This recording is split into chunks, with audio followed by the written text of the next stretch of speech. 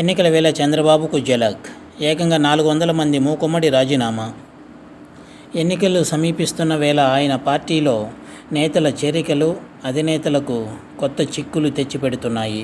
ఈ క్రమంలోనే పశ్చిమ గోదావరి జిల్లా ఉండి నియోజకవర్గంలో చంద్రబాబుకు బిగ్ షాక్ తగిలింది.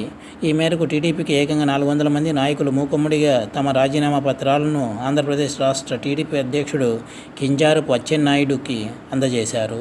అయితే ఉండి నియోజకవర్గ టికెట్ను ఇటీవలే పార్టీలో చేరిన రఘురామకృష్ణంరాజుకు చంద్రబాబు కేటాయించడంతో స్థానిక నేతలు తీవ్ర అసంతృప్తి వ్యక్తం చేశారు. సిట్టింగ్ ఎమ్మెల్యేగా ఉన్న ఎమ్మెల్యే రామరాజును కాదని కొత్తగా వచ్చిన వారికి టికెట్ ఎలా కేటాయిస్తారని స్థానిక నాయకులు మండిపడుతున్నారు.